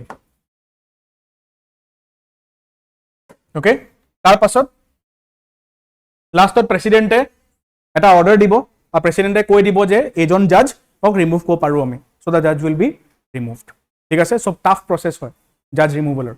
এইটো কোনখন এক্টৰ মতে? জাজেছ ইনকুৱাইৰী এক্ট 1968. ঠিক আছে, সেইটো মনত ৰাখিবা. তো বেচিকেলি সেই জাজেছ ৰিমুভেল কাৰণে কোৱা হৈছে এইটো. ঠিক আছে, এইটো আৰ্টিকেলটো হয়. আৰ্টিকেলছ মনত ৰাখিবা. Do remember articles? আৰ্টিকেল 124ত কি কোৱা আছে? Simply 124. What is Article 124? There should be a Supreme Court of India. 124(2) 124(2) কি কোৱা আছে? এপইণ্টমেণ্ট. চিফ জাষ্টিছক কোনে এপইণ্ট কৰিব? প্ৰেচিডেণ্টে এপইণ্ট কৰিব. সেইটো বস্তু কোৱা আছে. ঠিক আছে, সেইটো মনত ৰাখিবা. অ'কে, বেচিকেলি এইটোৱে আছিল. প্ৰচেছটো ইয়াত দিয়া আছে. Okay, this is the process যে জাজেছ কেনেকৈ ৰিমুভ কৰা হয় সুপ্ৰিম কোৰ্টৰ পৰা. সুপ্ৰিম কোৰ্ট বা হাইকোৰ্ট জাজেছ কেনেকৈ ৰিমুভ কৰে, এইটো হৈছে জাজেছ ইনকুৱাৰী এক্টৰ মতে 1968. হ'ব?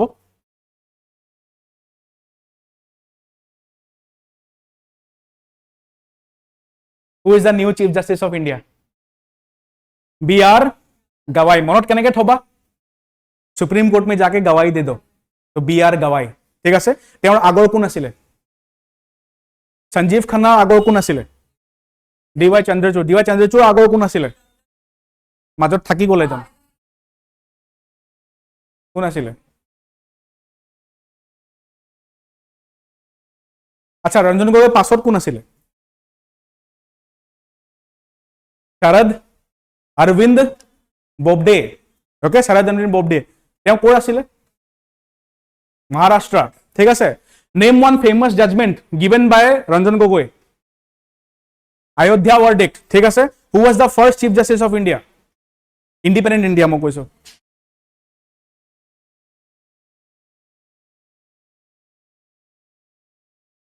হৰিলাল জেকিচুন দাস কানিয়া H.J. কানিয়া মনত ৰাখিবা ঠিক আছে আচ্ছা tell me the name of the chief justice who acted as president of India তেওঁ এবাৰ প্ৰেসিডেন্ট হিচাপে এক্ট কৰিছে চিফ জাস্টিস এজন আছিল 1960s ৰ সুপ্ৰিম কোৰ্ট তেওঁ প্ৰেসিডেন্ট হিচাপেও ফাংচন কৰিছে এবাৰ M. Hityadullah okay M. Hityadullah মনত ৰাখিবা M. Hityadullah also acted as president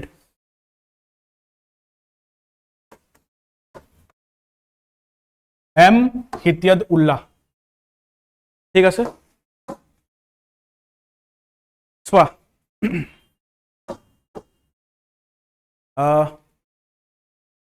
Article 124(1) provides for a Supreme Court of India consisting of CJI and not more than 33 judges. So, India বৰ্তমান judges কিমান আছে Supreme Court 34 including CJI excluding 33 initially কিমান আছিল independence টাইমত only 8 judges imagine কৰা ইমান ডাঙৰ population and judges only 8 জন আছিল এতিয়া এটো ৰিসেন্টলি বহাইছে I think 2019 ত বহাইছে 2018-19 লোকে judges কিমান আছিল গম পোৱা only 31 imagine কৰা population কিমান বেছি আছে ইন্ডিয়াৰ ৰাইট crores আছে largest populous country হয় আৰু judges হৈ গল only 31 এতিয়া 34 ঠিক আছে ওকে এটা বস্তু মনত ৰাখিবা Justice B.R. Gawai is the second chief justice from the scheduled caste community এটো মনত ৰাখিবা ঠিক আছে and he is the very first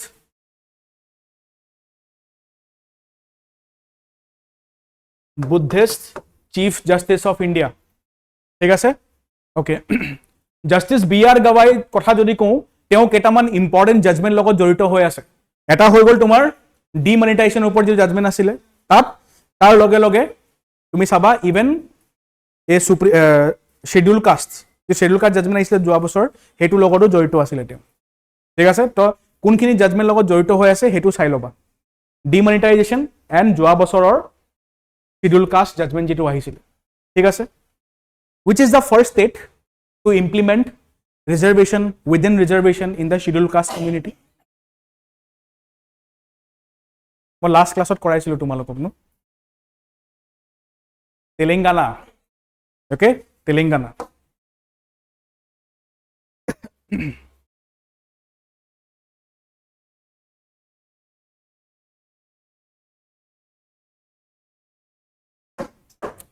next topic to হৈ গল right of pedestrians what is the meaning of pedestrians pedestrians মানে কি ফুটপাথত যিখিনি খুসকাৰি থাকে ঠিক আছে তো ফুটপাথত খুসকাৰি যোৱা মানুহৰ ৰাইটসও আছে বুলি সুপ্ৰিম কোৰ্টে কৈছে কোনখন আৰ্টিকলত পৰে the Supreme Court passed an order affirming the constitutional rights of pedestrians okay Supreme Court stated that right to have unobstructed and disabled friendly footpaths is guaranteed under Article 21 এটো আহিব পাৰে এবাৰ এটোক মই 3 star দি দিম এবাৰ ঠিক আছে so Article 21 ত কি কোৱা আছে সোৱা right of pedestrians okay হেতুৱে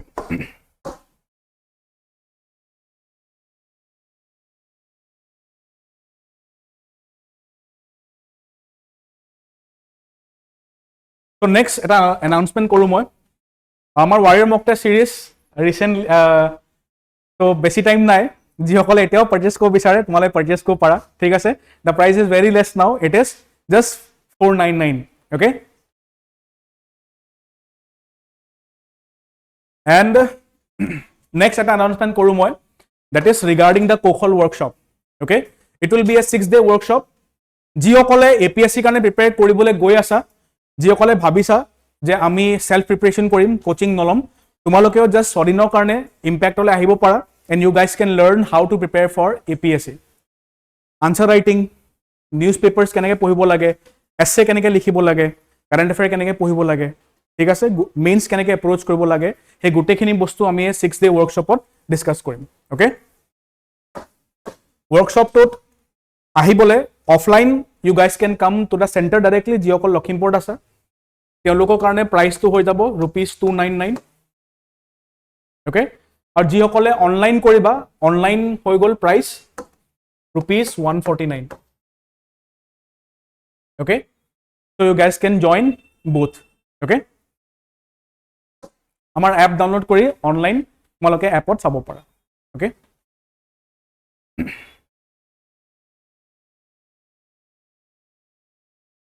basically skip কৰিব পাৰোঁ য়েছ এই টপিক বহুত ইম্পৰ্টেণ্ট হ'ব এইবাৰ মেইনছৰ কাৰণেও বহুত ইম্পৰ্টেণ্ট হ'ব টপিকটো president flags Supreme Court overreach seeks clarity on assented timelines তোমালোকে চাবা এপ্ৰিল মাহত সুপ্ৰিম কোৰ্টে এটা জাজমেণ্ট দিছিলে যিটো জাজমেণ্টত কি কৈছিলে যে গভৰ্ণৰ্ছে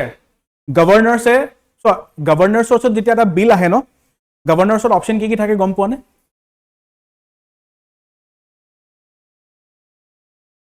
চোৱা এটা বস্তু মই কৈছোঁ তোমালোকক মোক এটা বস্তু কোৱা এটা বিল এক্ট কেনেকৈ হয় how does a bill becomes an act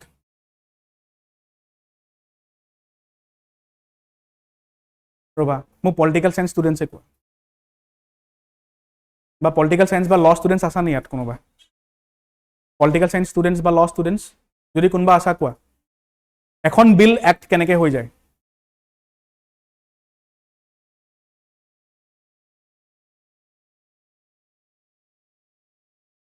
য়েছ এখন বিল কি কৰা হয় লোকসভাত যদি ইন্ট্ৰডিউচ কৰা হয় ৰাজ্যসভালৈ যাব তাৰপিছত কাৰ ওচৰলৈ যাব প্ৰেচিডেণ্ট ওচৰলৈ যাব সেইটো কোৱাৰ কথা পাতিছোঁ চেণ্টাৰৰ কথা ষ্টেটত কি হয় ষ্টেটত কি কৰা হয় প্ৰথম লেজিসলেটিভ এছেম্বলি তাৰপিছত কাৰ ওচৰলৈ যাব প্ৰেচিডেণ্ট গভৰ্ণৰ ওচৰলৈ যাব অ'কে তো গভৰ্ণৰ ওচৰলৈ যেতিয়া যায় তেতিয়া সেই বিলখন কি হৈ যায় এক্ট হৈ যায় যদি গভৰ্ণৰে চাইন কৰে এইটো ক্ষেত্ৰত যদি প্ৰেচিডেণ্টে চাইন কৰে ঠিক আছে আচ্ছা যেতিয়া বিল লেজিসলেচাৰৰ পৰা গভৰ্ণৰৰ প্ৰেচিডেণ্ট ওচৰলৈ আহে তেওঁলোকৰ ওচৰত অপশ্যন কি থাকে বিলখন পাছ কৰি দিব পাৰে যদি চাইন কৰি দিয়ে এক্ট বনি গ'ল আৰু এটা অপশ্যন কি থাকে ৰিজেক্ট কৰি দিব পাৰে ৰিজেক্ট কৰিলে কেনেকৈ ৰিজেক্ট কৰিব কি কৰিব ৰিজেক্ট কৰিলে নেক্সট পঠিয়াই দিব পাৰে যে এখন বিল মোক ভাল লগা নাই বা কিবা এটা চেঞ্জ কৰিব লাগে please take away the bill okay আৰু এটা অপশ্যন কি আছে গভৰ্ণৰৰ ওচৰত প্ৰেচিডেণ্টলৈ পঠিয়াই দিব পাৰে ক'ব পাৰে যে মোৰ এটা অথৰিটি নাই এইটো প্ৰেচিডেণ্টক মই দি দিছোঁ ঠিক আছে তো এনেকুৱা ক্ষেত্ৰত তুমি চাবা এপ্ৰিল মাহত সুপ্ৰিম কোৰ্টে এটা টাইম বান্ধি দিছিলে আগতে গভৰ্ণৰ বা প্ৰেচিডেণ্টৰ ওচৰত টাইম লিমিট নাছিলে স্পেচিয়েলি গভৰ্ণৰৰ ওচৰত যে গভৰ্ণৰে কিমান দিনৰ পাছত পঠিয়াব পাৰিব বিল বা প্ৰেচিডেণ্টক কেতিয়া পঠিয়াব পাৰে প্ৰেচিডেণ্টে কিমান দিন কাৰণে ৰখাব পাৰে তাৰ কাৰণে কোনো টাইম লিমিট নাছিলে সেই টাইম লিমিট বান্ধি দিছিলে এপ্ৰিল মাহত ঠিক আছে এইটো কাৰণে তোমালোকে আমাৰ এপ্ৰিল ৰিৱাইণ্ড চিৰিজটো চাই ল'বা তাত তোমালোকে এইটো পাই যাবা আনচাৰটো ফাইন চ' এপ্ৰিলত সুপ্ৰিম কোৰ্টে জাজমেণ্ট দিলে আৰু মে' মাহত কি হ'ল মে' মাহত প্ৰেচিডেণ্ট দ্ৰৌপদী মুৰ্মুৱে আকৌ কুৱেশ্যন সুধিলে সুপ্ৰিম কোৰ্টক গম পাইছা কেইটা কুৱেশ্যন সুধিছিলে 14 কুৱেশ্যন সুধিছিলে বেচিকেলি এইটোৱে যে কুৱেশ্যন সুধিলে মানে কিমান টাইম লাগিব ৰিজাৰ্ভ কৰিবলৈ বেচিকেলি সেইটো ওপৰতে আছিলে তো সেইটোৱে আৰ্টিকেল হয় এইটো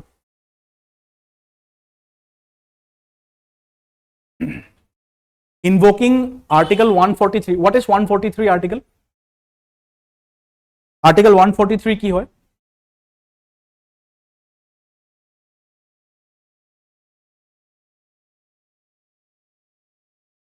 what is article 143 ইফালে যদি কোনোবা জানা নাজানিলে একো নাই বিকজ ক্লাছেছ চোৱা পলিটি কুৱেশ্যন মই এইকাৰণে সুধিছোঁ বিকজ বহুতে জানিব পাৰে পলিটি কুৱেশ্যন ন বিকজ কমন এইখিনি আমি পঢ়ি থাকোঁ অ'কে নাজানিলে একো নাই what is article 143 advisory jurisdiction গম পাইছা চোৱা প্ৰেসিডেন্টে যদি কিবা বস্তু বুজি নাপায় বা কিবা যদি অপিনিয়ন ল'বলগীয়া হয় সুপ্ৰিম কোৰ্ট ওচৰত গৈ অপিনিয়ন ল'ব পাৰে under wish article under article 143 আৰু এইটো পাৱাৰ ইউজ কৰিয়ে দ্ৰৌপদী মুৰ্মুৱে 14টা কুৱেশ্যন সুধিলে যোৱা মাহত সুপ্ৰিম কোৰ্টত ঠিক আছে Under Article 143, President Murmu has sent a presidential reference to the Supreme Court to clarify if it can set timelines for President and governors to grant assent to the bills and rule over Article 142 powers. Bas etue hoy. Okay. So basically ki korba tumaloke etu article buji pabole tumaloke April rewind series tu saba tat aru bhalke bujai thua ase. ঠিক আছে etu bostu bujai thua ase. মই actually কি কৰিছিলো মে current অ্যাফেয়াৰটো মই এপ্ৰিলতে cover কৰি দিছো fine হেতু চাই লবা এটো ক্লিয়ার হৈ যাব yes next topic Supreme Court restores 3-year law practice rule for subordinate judicial services examination কোনবা ভাবিছা নেকি জুডিশিয়াল সার্ভিস এক্সাম দিবলে কাবার প্ল্যান আছে নেকি জুডিশিয়াল সার্ভিস দিবলে anybody planning for judicial services আৰু প্ল্যান নাই তো এতিয়া সাবা যদি জুডিশিয়াল সার্ভিস এক্সাম দিবলে হয় সুপ্রিম কোর্টে ল এটা বান্ধিছে you need to practice for 3 years ঠিক আছে জাস্ট কেস টু চাই লবা the 3-year rule was removed by the Supreme Court on the recommendation of the Shetty commission in 2002 তো শেট্টি কমিশন নাম মনত ৰাখিবা স্পেশালি ইম্পৰ্টেন্ট হ'ব যিসকলে জুডিশিয়াল সাৰ্ভিসেস এক্সাম দিবলে বিচাৰিছা বা দিবলে গৈ আছা ফাইন তো শেট্টি কমিশনে ৰিমুভ কৰিবলৈ কৈছিলে এই বছৰ সুপ্ৰিম কোৰ্টে আকৌ এই লটো আনি দিলে কোনবা যদি সাৰ্ভিস দিবলে গৈ আছে এক্সাম দিব তো 3 ইয়াৰ্স প্ৰ্যাকটিস কৰা পাছতে এক্সাম দিব পাৰি ঠিক আছে বাস হেতুৱে In 1993 Supreme Court held that a minimum legal practice of 3 years was essential to qualify for subordinate judicial service examination ঠিক আছে এটোৱে নিউজ আছিল পলিটি পার্ট হৈ গল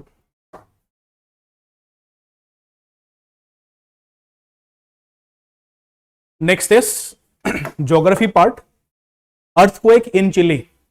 A 7.4 magnitude earthquake hits southern Chile. Tsunami alert issued. Okay. Earthquake কথা question হয় ইয়াত আচ্ছা earthquake Assam কোনখন জোনত পৰে earthquake জোনত zone 5 ঠিক আছে ইন্ডিয়াত কেইখন জোন আছে there are 4 seismic zones মনত ৰাখিবা There are 4 seismic zones in India. Zone 2, 3, 4 and 5. Unfortunately, বহুত দুখৰ কথা যে আমি zone 5 ত পৰো।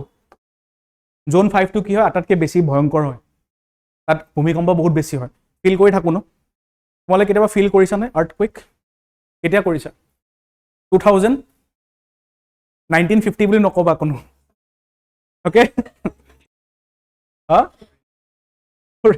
ফিল কৰিয়ে থাকো ৰাইট 25 ত তো এইখিনি তো মাইনৰ হয় ঝটকাটা মাৰে সব ঘৰ বাহিৰত ওলাই যায় ভূমিকম্প একদম ভিনভিনাই থাকে সব ভূমিকম্প ৰাইট তাৰপিছত অলপ পিছত সব ঘৰ ধুমাই যায় সব ঠাণ্ডা মই কৈছো অলপ টাইমৰ কাৰণে লাইক ফৰ মিনিটছ অৰ সেকেন্ডছ কাৰণে ফিল কৰিছা নেকি 2021 মে মাহত আই গেছ আৰ্থকুইক এটা আহিছিলে ৰাইট তো খিৰিকি সব হিলিছিলে তেতিয়া লাইক মই নিজে ফিল কৰিছিলো ওকে মই তাকে ভাবিছো কোনে 1950 কব ইয়ান 1950 কলে তো তোমালোকে সিভিল সার্ভিস কাৰণে এলিজিবল নহবা তুমি কেতিয়াও ৰাইট ওকে সো আচ্ছা এটা বস্তু মই হুদু তোমালোকক এই আৰ্জেন্টিনা এটো কোড আহিছে চিলি আহিছে ৰাইট চিলি আৰ্জেন্টিনা জাপান তুমি চাবা Indonesia Myanmar north east India এই জায়গাবিলাকত ইমান আৰ্থকুইক কিয় আহে ইউএছ এৰ ৱেষ্টৰ ফালে আৰ্থকুইক ইমান কিয় আহে টেকটনিক প্লেট বহুত আছে এটা কনসেপ্ট আছে হেতু কাৰণে আহে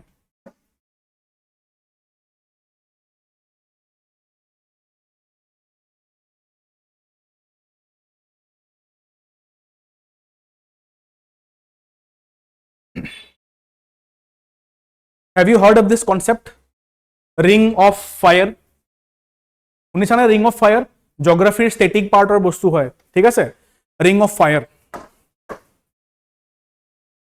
yes এটো কি ocean হয় গম পোৱা নে কি ocean হয় ইফালে কোৱা এটো কি ocean হয় মানে what is this ocean north Pacific ocean, south Pacific ocean, Ecuador, ঠিক আছে। What is this? আচ্ছা, এইটো কি হয় এইফালে? What is this? এই আইল্যান্ডখিনিক একেলগে কি বুলি কয়? আৰ্কিপেলাগো হয়। ইয়েছ, এই বস্তুটো জাপান হয়, ঠিক আছে। এইটো এনেকৈ এইটো চোৱা, এটা লাইন দেখিছা ন, কেডিং পৰ্চন এটা দেখিছা ঘূৰি আহিছে এনেকে, দেখিছা? এই এৰিয়াটো কি বুলি কয় গম পোৱা নে? ৱৰ্ল্ড মেপত ring of Pacific ring of fire বুলি কয়। য'ত য'ত তোমালোকে দেখিছা ৰিং অফ ফায়াৰ, সেই জেগাখিনিত কি হয়? আৰ্থকুৱেকছ আৰু ভলকেনিক এক্টিভিটিজ বহুত বেছিকৈ হয়। আৰু ৰিং অফ ফায়াৰ ক'লৈকে পৰে চোৱা, এই USA ৰকি মাউণ্টেইনছ গোটেইখিনি পৰে, ঠিক আছে। চেণ্ট্ৰেল আমেৰিকা গোটেইখিনি পৰে, এই কিউবা চিউবা এনেকুৱা জেগা গোটেইখিনি পৰে, পেৰু কলম্বিয়া চব পৰে এনেকৈ, ঠিক আছে। ইপিনে চোৱা, আচ্ছা এই কণ্টিনেণ্টটো কি হয়? What is this continent? এইফালে এই কণ্টিনেণ্টটো কি হয়? It is north America. এইটো কি হয়? South America. তো নৰ্থ আমেৰিকা সাউথ আমেৰিকাত গোটেইটো স্প্ৰেড হৈ আছে ৰিং অফ ফায়াৰ, অ'কে। তো ইয়াত চোৱা, ইয়াত তুমি চিলি আৰু আৰ্জেণ্টিনা ইয়াত দেখিবা ৰিং অফ ফায়াৰ পাৰ্ট হয়নে? হয়, সেইটো কাৰণে ইয়াত আৰ্থকুৱেকছো বেছিকৈ হয়, ঠিক আছে। ম্যানমাৰ হয়নে ৰিং অফ ফায়াৰ পাৰ্ট? য়েছ হয়, ৰিং অফ ফায়াৰ ম্যানমাৰ এই জেগাটোত আছে ন, ওপৰ ফালে এই পাৰ্টটোত। তো ৰিং অফ ফায়াৰ এই চবতে পৰে, ঠিক আছে।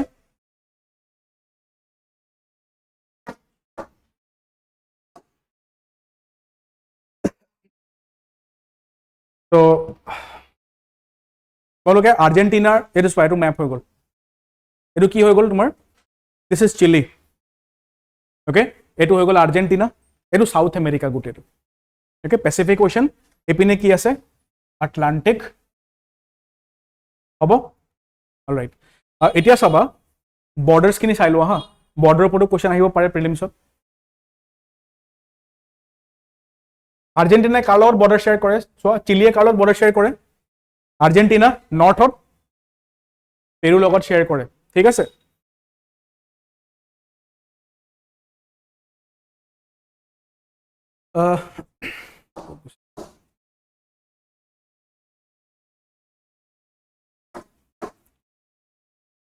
The Argentina-Chile border is the longest international border of South America. South America আটাইতকৈ longest international border হয় আৰু worldৰ third longest হয়, okay? worldৰ longest border কোনখিনি কাণ্ট্ৰিয়ে শ্বেয়াৰ কৰে? আমেৰিকা এণ্ড কেনেডা, কেনেডা আৰু USA শ্বেয়াৰ কৰে longest border গোটেই worldত।